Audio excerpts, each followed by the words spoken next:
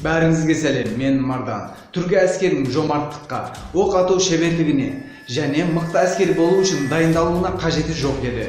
Өйткені түркі әскерлері туылғаннан мықты, күшті және жомарт болып, әскер болып туылатын еді. Видео басталмай тұрып сіздерге қазақша YouTube'тағы ең алғашқы научпоп арнасы Proxima есімді каналын ұсынамын. Skavron админінің жаңа Proxima есімді каналында мистика, технология, тарих, әлемнің ең құпия нәрселерінің құпиясын сіздермен бірге талқылайды. Және ең бастысы шынайы дәлелденген аргументтермен. Сондықтан мына арна нағыз сіз үшін. Жаңа контентте және өте сапалы. Өкінбейтіндеріңізге сенімдімін. Каналға видеоның мәлімдемесінен кіріп тіркеле аласыздар. Ендеше бейнені бастайық. Мөде қаған үшін мықтылықтан бұрын әскери тәртіп бірінші орында тұратын еді. Тарихта әскери тәртіпті бірінші жасап шығарған түркілердің атасы Мөде қаған. Әскерлеріне соншалықты мықты рухты толтырды. Қандай бұйрық берсе де жерге түспей орындалатын еді.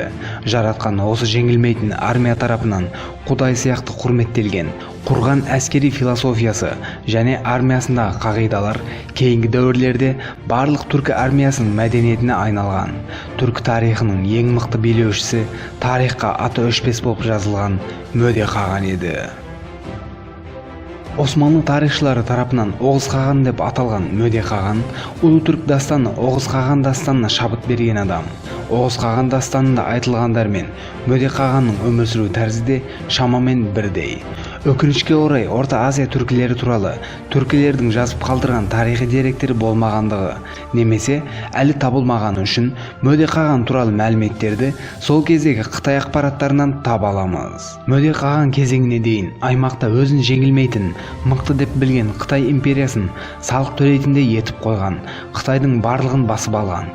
Соншалықты қорыққандығынан өте ұзын Қытай қорғанын салдырған Мөде қаған туралы Қытай деректерінде өте көп мәліметтер және ақпараттар бар. Есімі Қытай мәліметтерінде Маудун, Матун, Шаньюй деп аталған Мөде қағанның өте алмайды деген Қытай қорғанынан өтіп, Қытайға жасаған шабуылдары Қытай тарихында қорқынышты жылдар деп аталған еді. Тарихи Қытай құжаттарында Ханьюн деп аталған ғұн түркілері біздің заманымыздан бұрын 1760 жылдарынан бастап Орта Азияның шығысында, қазіргі Қытайдың солтүстігінде өздерімен өздері бірікпей, тайпа-тайпа болып өмір сүретін еді.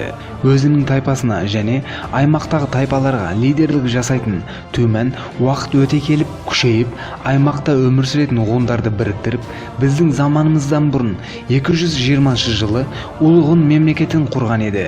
Мөде біздің заманымыздан бұрын 234 жылы Түменнің үлкен ұлы болып туылды. Кішкентай кезінен өте мықты қолбасшы және сарбаз болып өсірілді. Дәстүр бойынша Түмен ханның түркі әйелінен болған үлкен ұлы Мөде қаған тақтың мұрагері болу керек еді.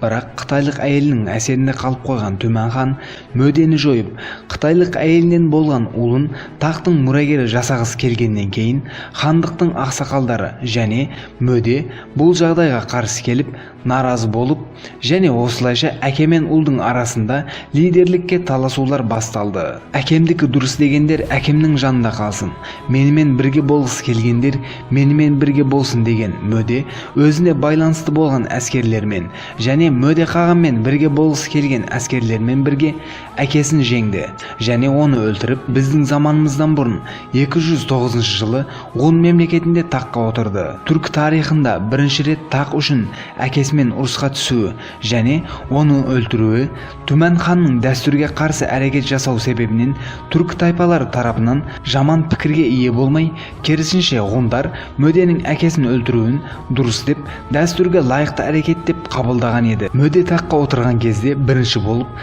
армияға бірнеше өзгерістер алып келді. Тек шақырғанда келетін, соғыс біткенде тарап кететін тәртіпсіз армияның орнына әрдайым соғысқа дайын, бірігіп әрекет жасайтын, өте шебер, профессионал, өте керемет әскерлерден жаңа армия құрды.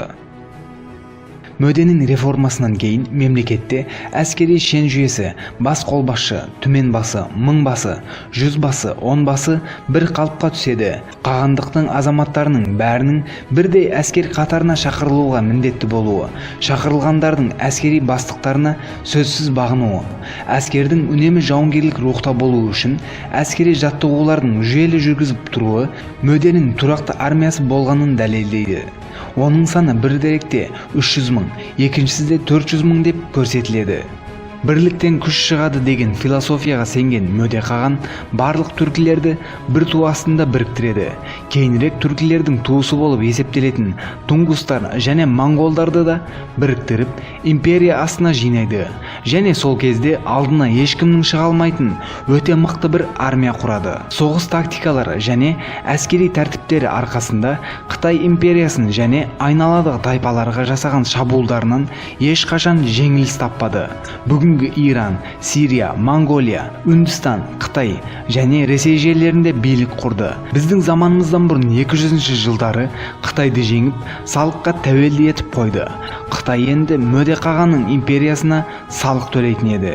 Біздің заманымыздан бұрын 187 жылы өте алмайды деп сенген Қытай қорғанына сеніп, бас көтерген Қытайды Қытай қорғанынан өтіп тағы да жеңіске жетті. Мөденің Қытайдың жерлерін өз жерлеріне қосып алмай, салық арқылы басқаруының басты себебі тарихшылар тарапынан Қытайдың тұрғындарының өмірі және саяси әсерінен жақындағысы келмеді деп айтылады. Осымен қатар Қытайдың халық санының көптігінен түркілердің Қытайға араласып, түркілікті ұмытып кетуін қаламаған деседі. Мөде өзінің билігі кезінде түрк халықтарын тек қана әскери жағынан емес, экономикалық жағынан да басқаруды қалады. Түркістандағы үлкен сауда және ауыл шаруашылығы орталықтарына билігін жүргізді. Жаңадан бірнеше қалалар құрды. Ол мемлекетін ұйымға айналдырды.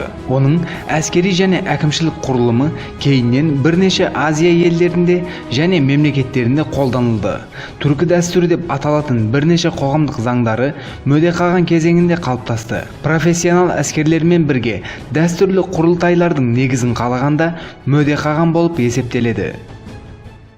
Түркілердің ата-баба дәстүріне негізделген азаматтық қылмыстық заң жүйесінің өмірге келуде осы Мөде қағаннан басталады. Бірақ бұл заңдардан Қытайдың байырғы жазбалары арқылы бізге жеткені 4-5 бап қана. Олар адамға пышақ не қанжар салып, өлімші еткендер өлім жазасына кесіледі. Ұрлық жасаушының мал-мүлкі түгел тәркіленеді. Жеңіл қылмыс жасағандардың беті тілінеді. Қазақтың бетің тілінгір деген қарғысы осы Мөде қаған заманынан бүгінге жеткен бір белгі болса керек. Ауыр қылмыс жасағандар өлім жазасына бұйырылады. Қылмыстыларды қамауға алып жазасын беру 10 күннен әрге созылмайды. Бірақ мемлекетте мұндай қамауға алынатын қылмыстар онша көп болмаған. Тақта 35 жыл отырып осы нәрселерді жасаған Мөде қаған біздің заманымыздан бұрын 174 жылы өлген кезінде арқасында Азия елдерін бір тудың астында жинап өте үлкен бір империя қалдырды.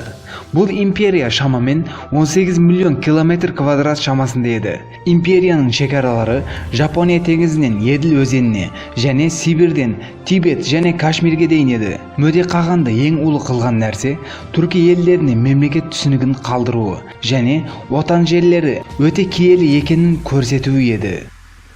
Мүлде қорықпауы, ерлігі және жомарттығымен дастанға айналған Мөде қағанның осы дисциплинасы болмаса, түркі елдерін бір тудың астында жинау мүмкін болмас еді.